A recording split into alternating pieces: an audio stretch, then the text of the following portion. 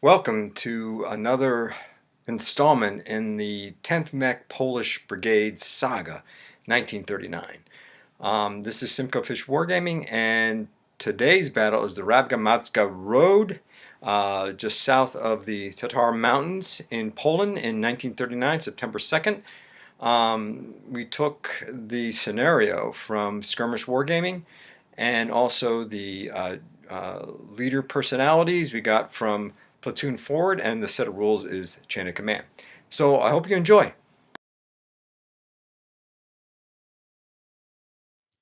Okay, here's the gaming table representing about 4 square football fields.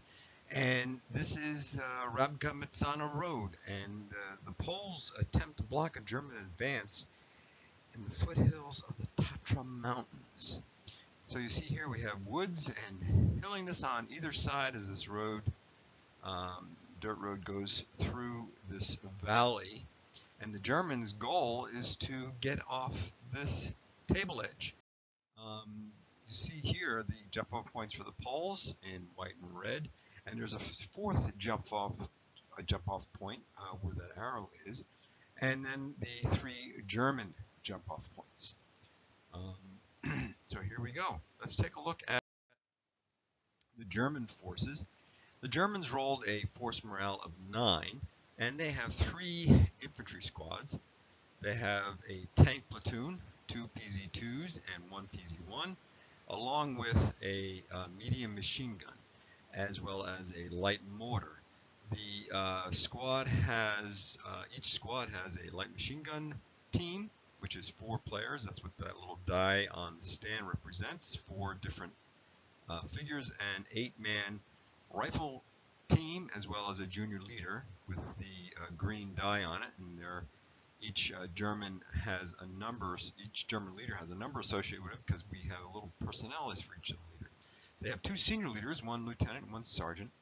The armored car there is a mistake, and what we're going to do, since we have so many, since we really have 2 platoons here, I've decided to give the Germans, and the Poles are going to have the same thing, an extra command dice, and it's going to be red, and that command dice is not supposed to be a phase dice, so a 6 will not count. I did make a mistake with that earlier, you'll see, but just know that the red die is not for phases, it's only for commands. Let's take a look at just the description of the German force. You see 3 squads, 1 4-man light machine gun team, and 1 8-man rifle team, along with a junior leader. So each squad has a junior leader, and squad number 1, Franz Heidegger. He has a 1 pip will be added to each die for movement. He'll always remove 2 shock if necessary, and plus 1 die for shooting or close combat. Squad number 2 is run by Joseph Fischer. He adds 2 die for tactical movement, so he can go tactical with 2 die. He must remove 2 shock first before any other type of activation. Squad leader number 3 is Carl Jung. He actually doesn't like to move too fast, so he's a -2 pip per die for movement, but he has no need to remove shock. And then there's a 50 millimeter mortar crew of 3 figures, and then we have 2 senior leaders, Stans Liebman. It's a -2 pip when you use him for movement, and he must remove 1 shock if you use him for movement, and he does add 1 die to combat if he's used.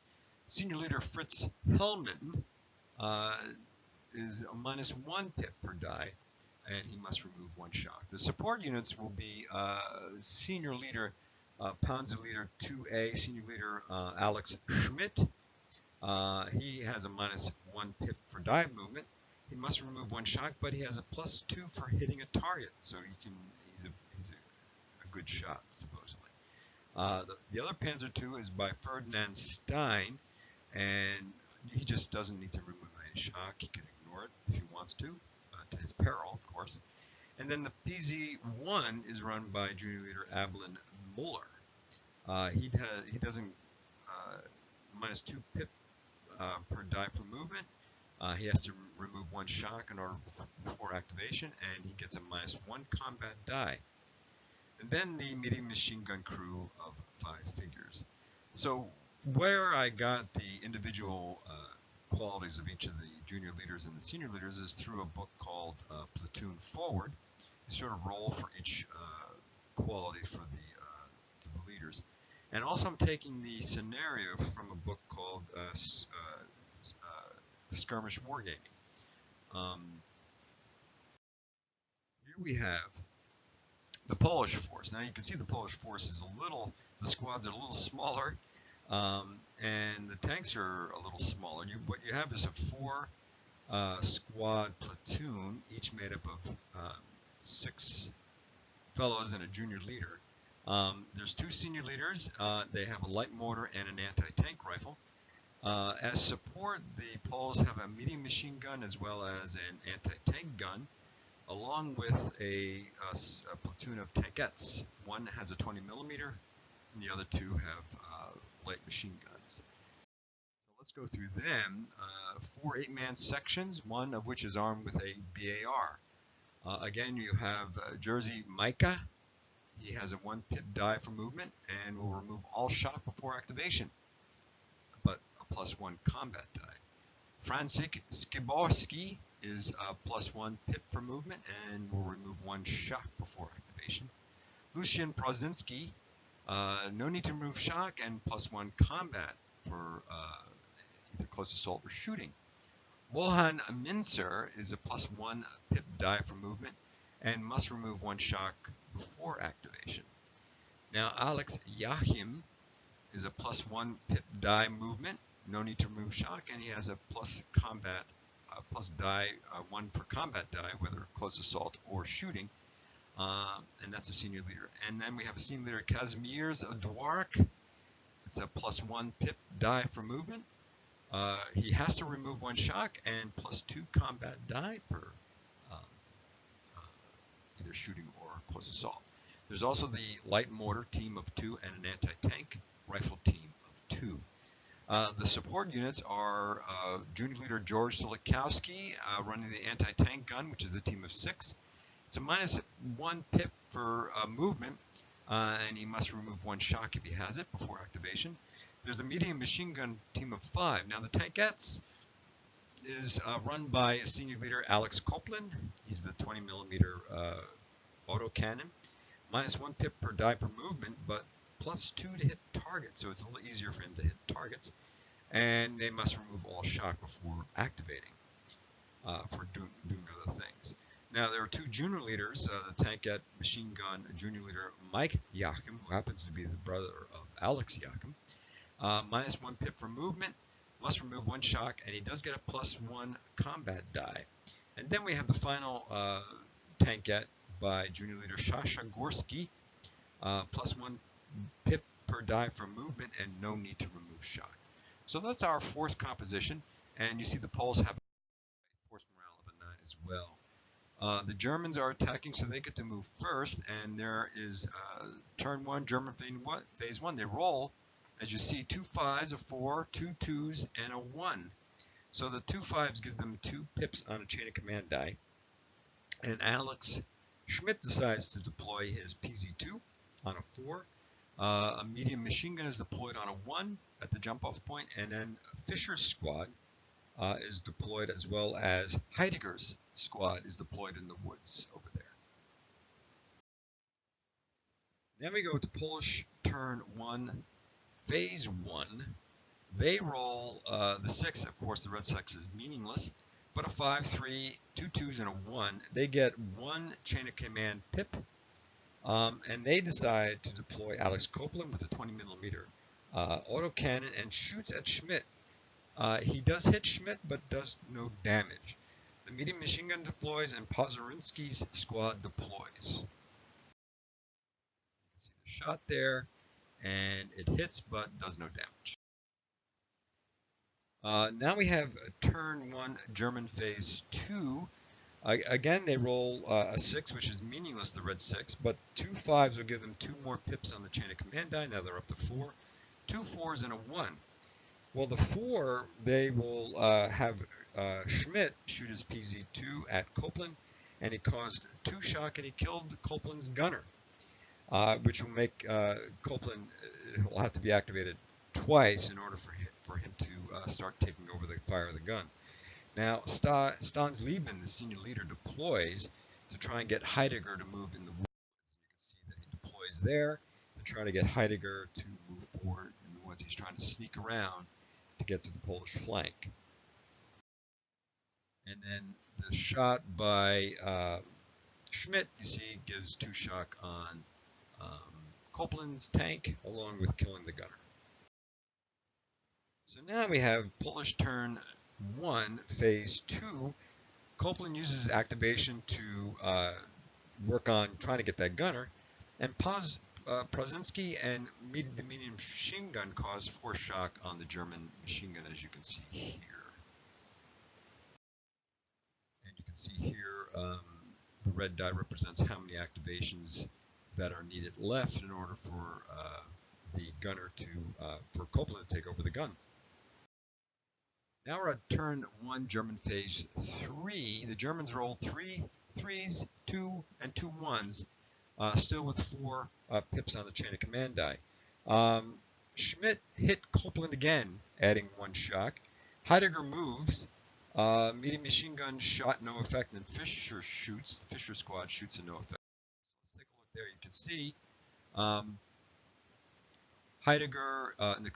Fischer and the medium machine gun shoot with no effect, and Heidegger moves, and they did deploy a PZ2 on a 3. So there we go. So now we're on Polish turn 1, phase 3. The Poles get Copeland to remove 2 shock because he activated. He was able to activate. Prozinski and medium machine gun shoot to no effect, and Boden Mincer deploys in the woods to sort of counteract the Heidegger's advance through the woods. So you see some shock, and there's Mincer deploying, and no damage on any of the Germans. So now we have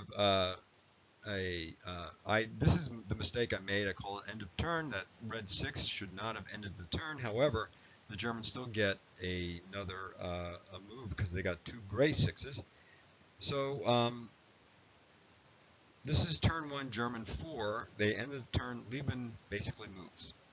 And that's about it. They got a bunch more chain of command die on top of that. So turn 2 now, German phase 1. Schmidt shoots and actually kills Copeland. So the tankette, the 20mm tankette, is destroyed, and he orders Mueller to move, the PZ1. Heidegger moves with 5, within 5 inches of Mincer. He made sure he didn't move too fast. Fischer shoots but misses, and Ferdinand Stein's PZ2 deploys on the table. So that's what the Germans did with their first phase of turn 2. You can see they shot, no damage there. Heidegger moved forward, but Copeland is killed.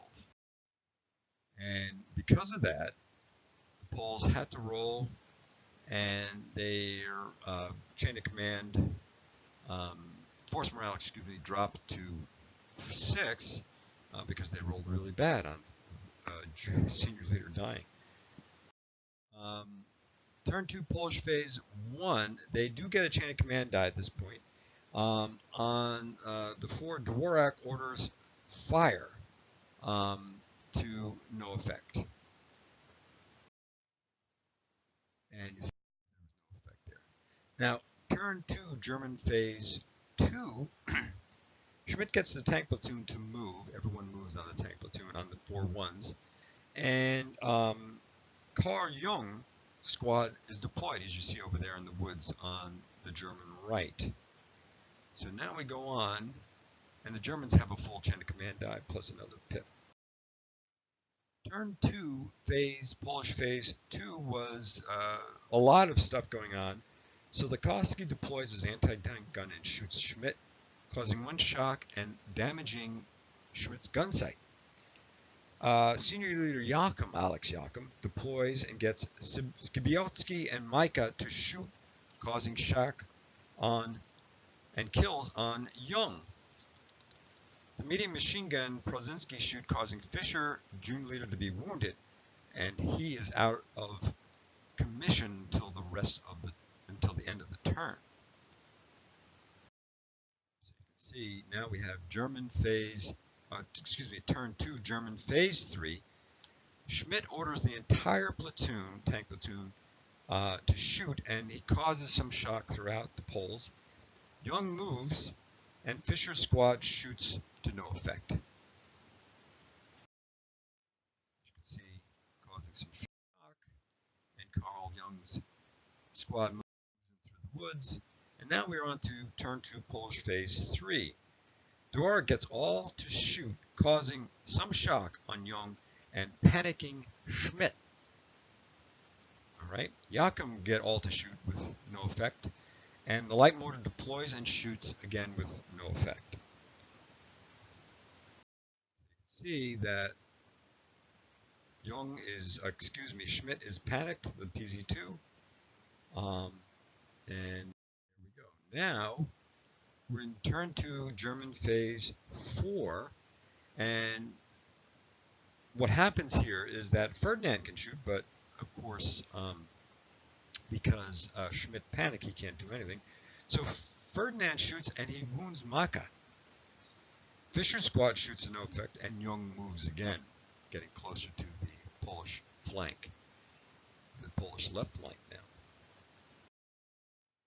And you see he moves. And of course Ferdinand shoots, causing Micah to get wounded. And now we have the Polish turn 2, Polish phase 4. Senior leader Yakum, orders all to fire, and Ferdinand's PZ2 is hit. Young gets shock and kills. Now, the small machine gun tankette is deployed, and it's Yakum is the junior leader, and shoots and pins Fischer's squad.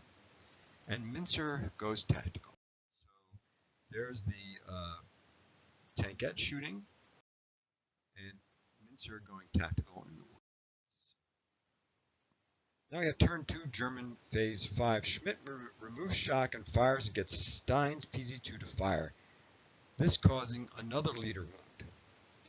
Poles use chain of command die to avoid rolling another roll for that. So they've used up their chain of command die to do that. Heidegger fires, causing shock on Mincer, and medium machine gun shoots, causing some shock. So a little bit of damage to the poles here. You can see wounded leader, and of course Heidegger shoots at Mincer. Turn 2, German 6. Heidegger shoots again, kills 2, and puts shock on Mincer.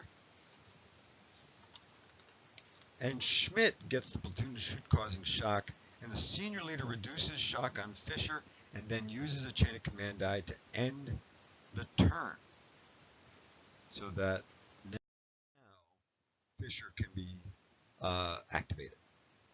And you can see all the shooting caused some shock, and again Fischer comes back on the line, and then more kills on Mincer. And then Jung moves. Now, Polish turn 3, phase 1. Senior leader Yakum gets all to shoot again. Schmidt gets panicked again. Jung is killed. One is killed and some shock. Mincer decides to remove some shock and shoots, but no damage. And a medium machine gun shoots and no damage. Some shock on Jung. And Schmidt panics again. And Mincer removes some shock. Now, turn 3, Polish phase 2, since they got double sixes, Yakum gets to shoot again, and Stein's gunner is killed. And they kill and shock and pin Jung this time.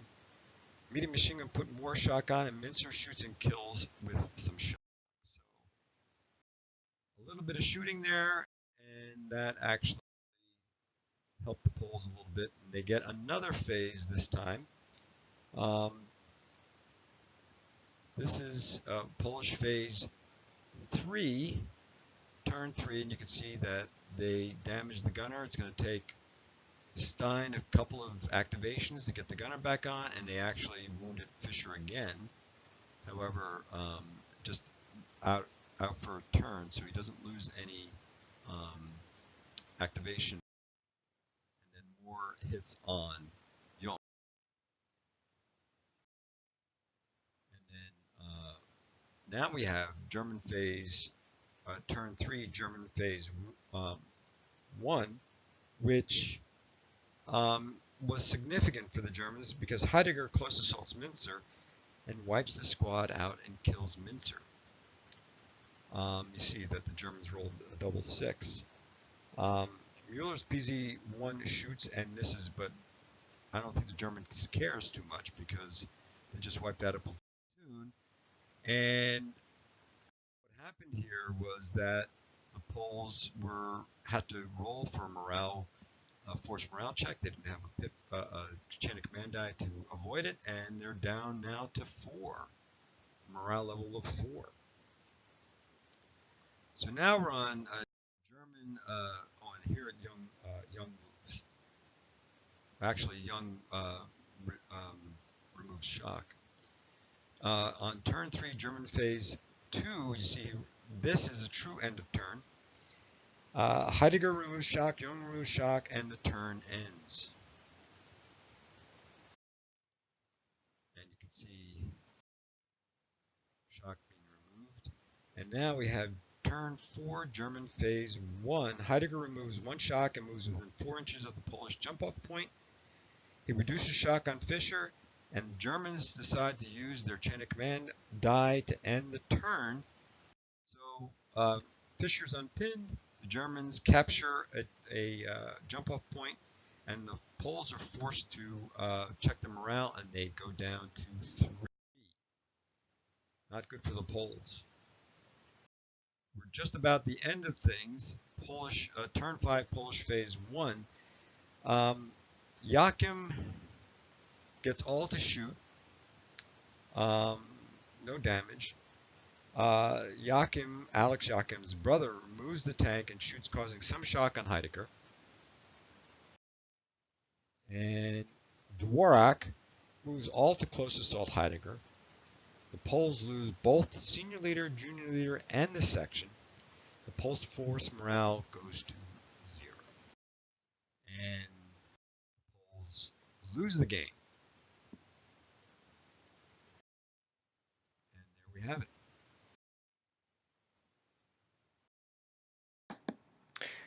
That's it. Our second installment is done, and look forward to the third battle between the Polish 10th Mech and the German Panzer Division. Have a great day.